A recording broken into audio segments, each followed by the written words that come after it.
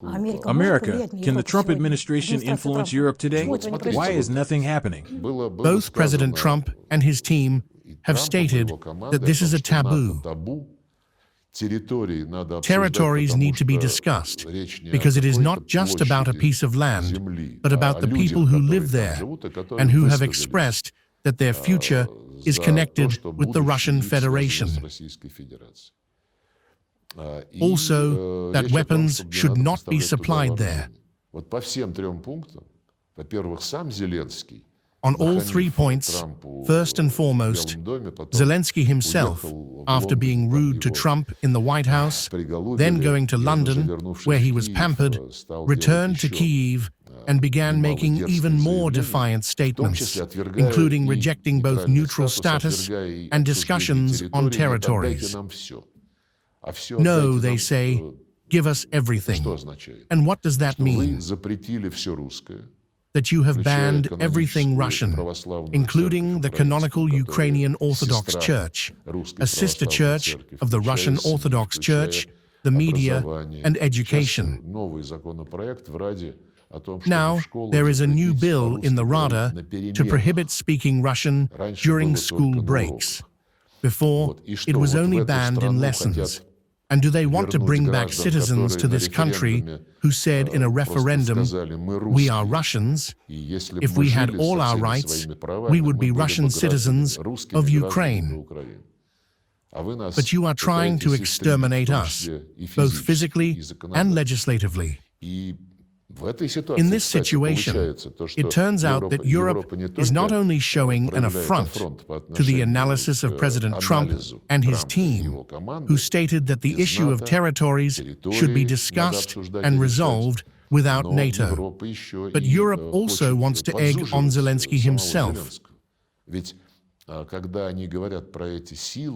When Europeans talk about peacekeeping forces or security forces, what they mean is that at the very least, the part currently controlled by the Kyiv regime, or that will be under its control at the moment of some agreement, must urgently be taken under their wing, under the British, under the French.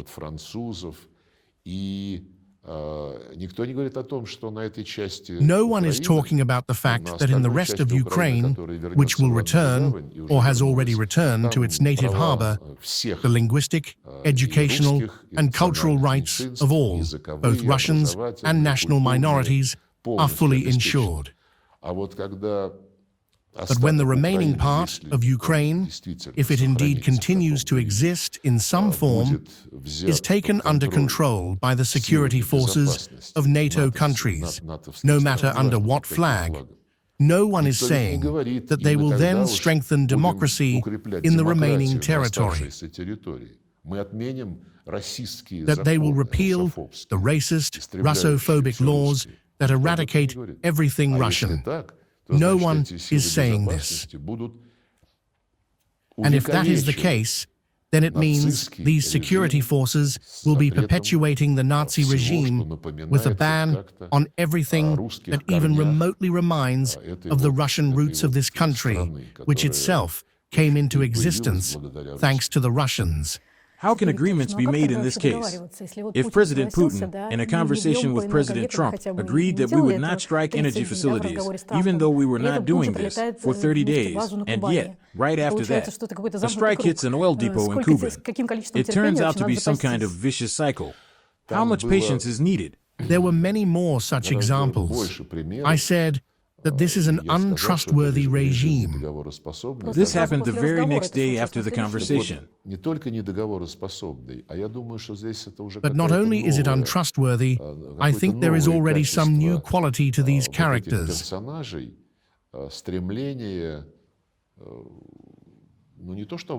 A desire not just to deceive, but to deliberately, openly, and publicly commit some vile act that directly contradicts what they were asked to do, despite seemingly agreeing to it. On March 11th of this year, in Jeddah, for the first time, the Kyiv regime stated that it agreed to a 30-day truce.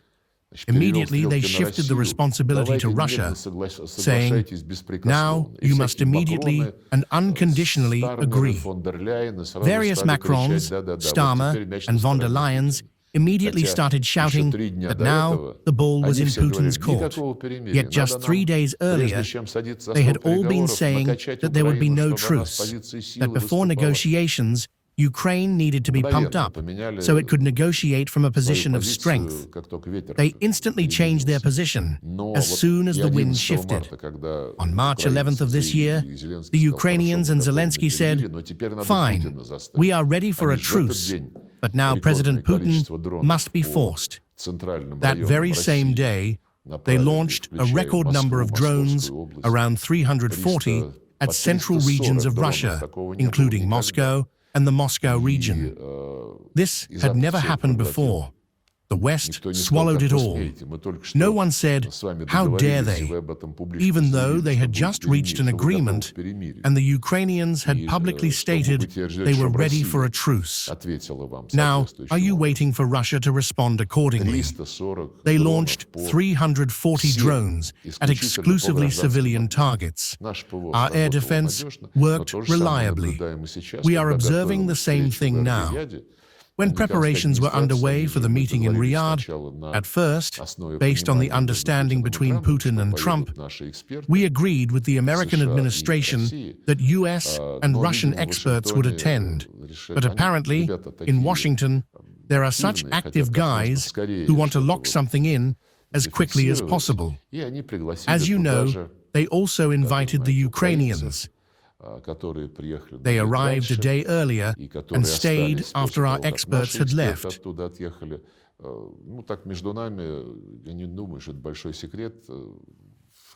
Between us, I don't think this is a big secret. In contacts before the meeting in Riyadh, it was clear that the Americans wanted to place the Ukrainians and Russians in adjacent rooms and conduct shuttle diplomacy between them to produce some unified text.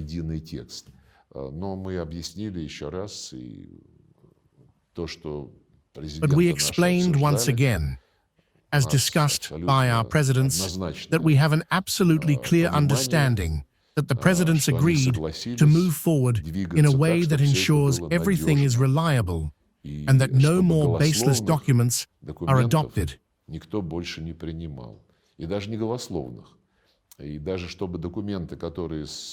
Even those that are adopted with certain guarantees, our American colleagues must take control of ensuring the Kyiv regime complies with them. That is what this is about now. Europe is doing everything it can to undermine the role of the US in resolving the Ukrainian crisis and does not want to resolve it by addressing its root causes. I have named the root causes: NATO, the eradication of the rights of the Russian population, and the legislative and even physical destruction of everything connected to Russia. At the same time, Steve Witkoff is quite optimistic in stating that a truce will be reached. At first, he said within 2 weeks. Now he says by Easter, which is in a month. Do you share his optimism? I know you're not paid to be optimistic.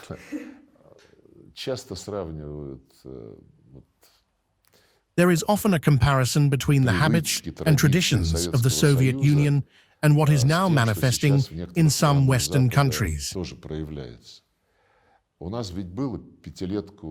We used to have the slogan, a 5-year plan in 4 years. After we rejected godlessness, now it's by Easter. Perhaps it could have been by Christmas, but in this case, by Easter. I wouldn't phrase the question that way. I understand Steve's desire. He is a smart, energetic person. He thinks that everyone should understand what, in his view, are elementary things. Judging by his statements in an interview with Tucker Carlson, he has grasped the essence of this conflict, but he significantly overestimates the elites of European countries who want to hang like a stone on Zelensky's hands to prevent him from showing weakness. Zelensky himself does not want to show weakness either. He understands that his days are numbered, that his bright image, as he tried to construct it among the people, has long faded, except among that part of the population that holds radical, ultranationalist, revanchist, and banderist views. And there are quite a few such people there as well.